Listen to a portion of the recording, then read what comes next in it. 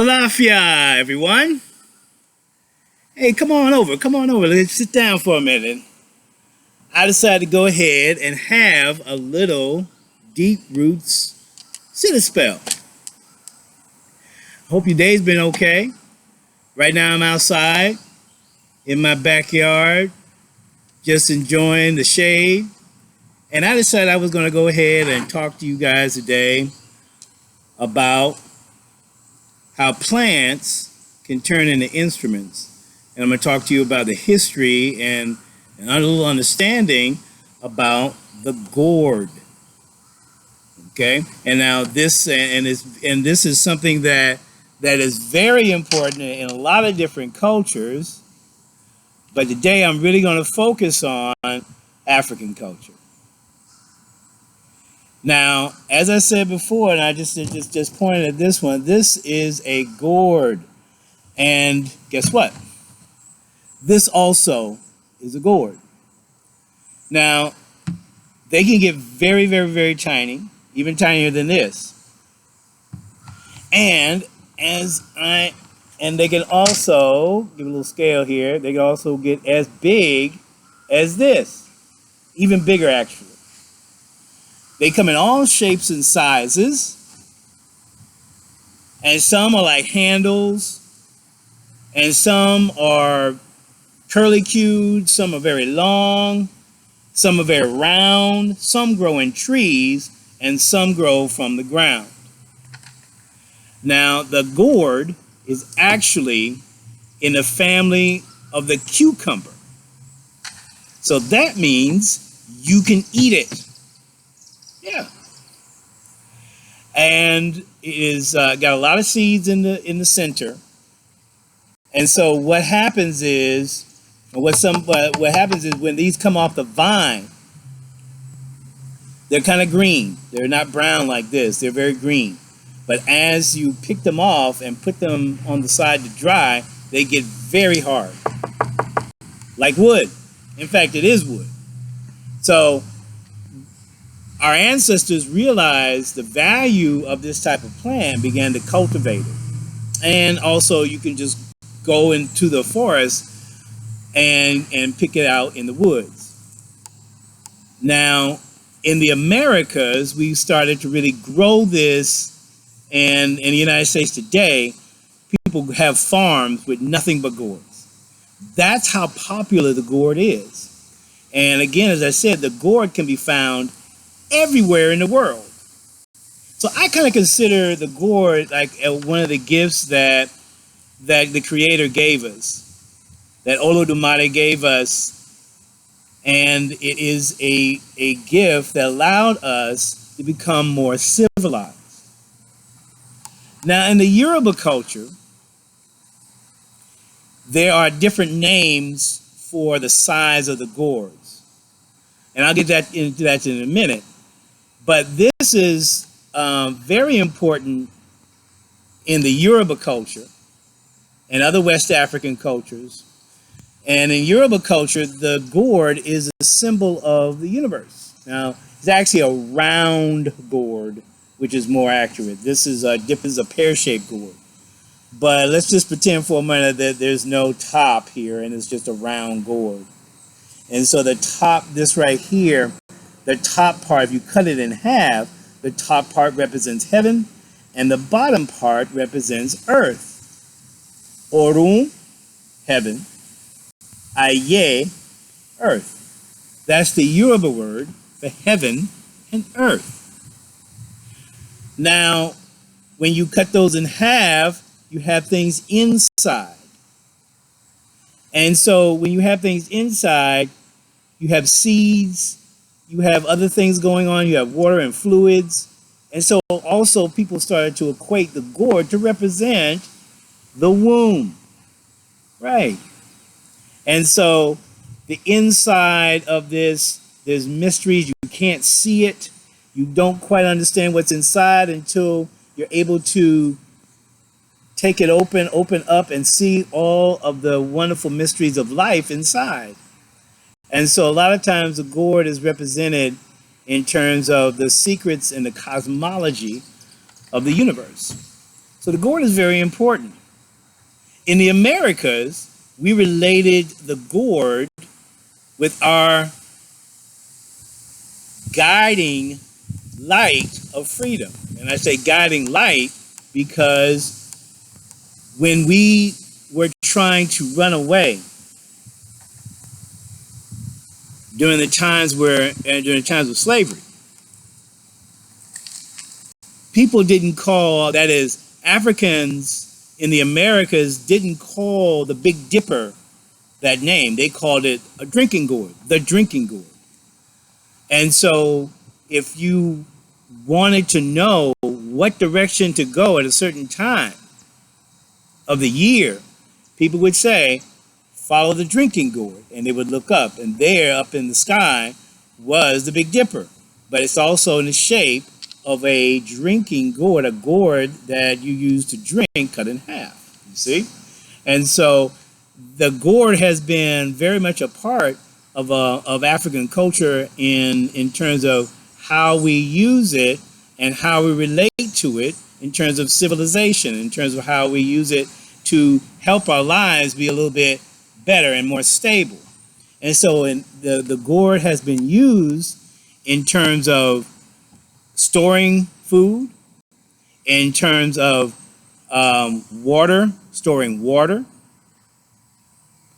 a container to carry items, as well as instruments. And that's what we're going to talk about right now.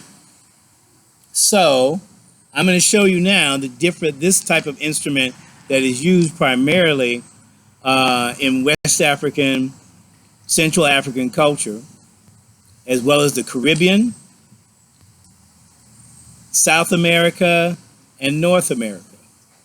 Now, it wasn't there, these places didn't all started using to make an instrument exactly the same way at the same time. It got their influence, and when Africans came out of the continent, where they stayed or where they were taken, their culture came with them. And the making and the knowledge and understanding of making instruments started to become a part of those parts of the world that I just mentioned. So in this case, this shekere.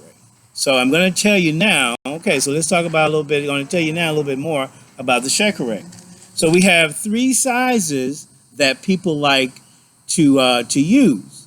And in the Yoruba culture, they have names for those sizes. And it's like your mother, your father, and your child. Now, the child is the smallest one, of course.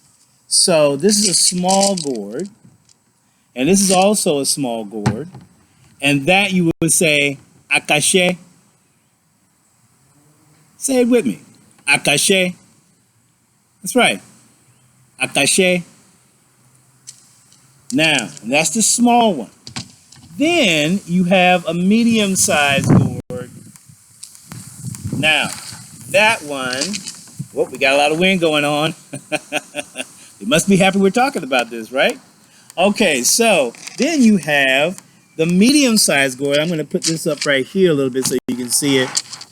The medium-sized gourd, you call shekere.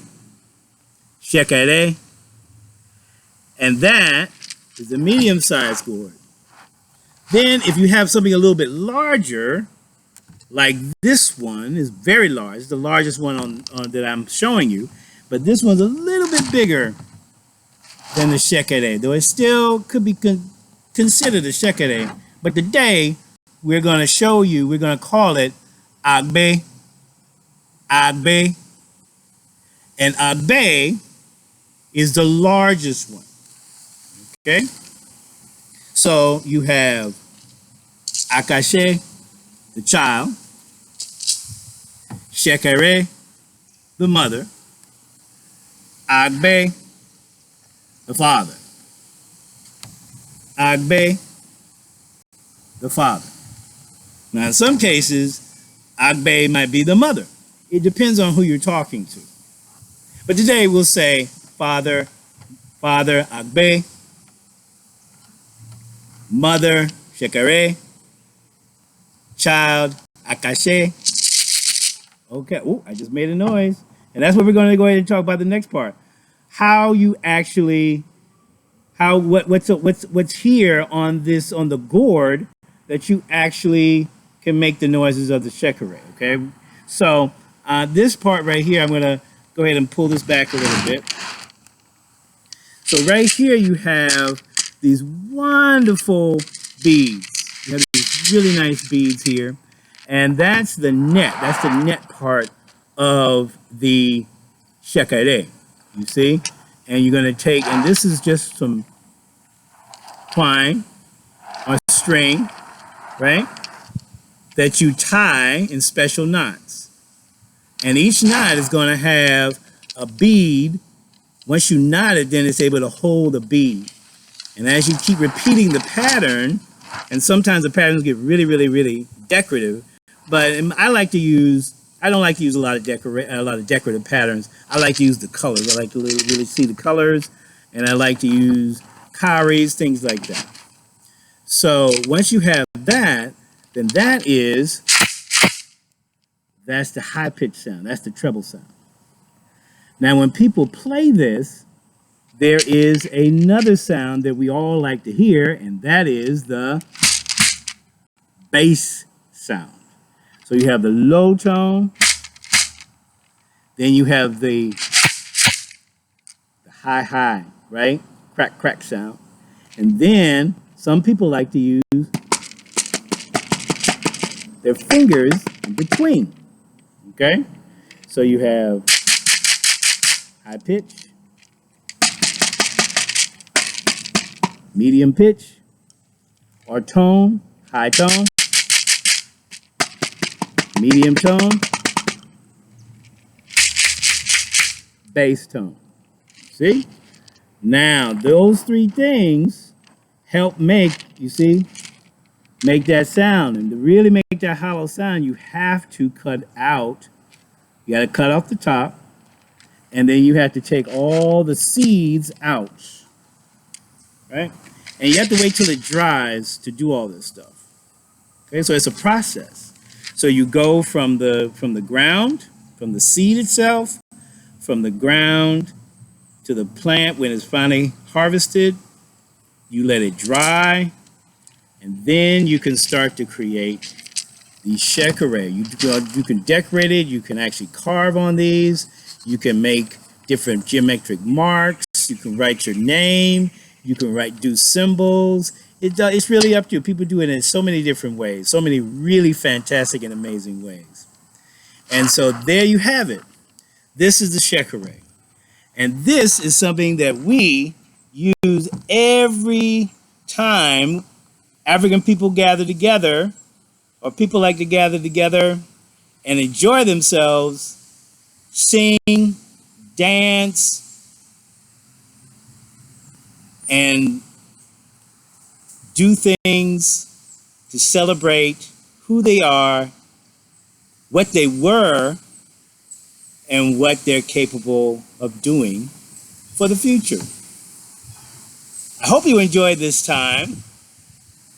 Please subscribe at Deep Roots. Go to YouTube and subscribe at Deep Roots Arts and Culture Creative Services, LLC. Or you can also see me on Facebook under the same name, Deep Roots Arts and Culture Creative Services, LLC. I'm Turbado. I hope you enjoyed this video. I hope it helps. Take care.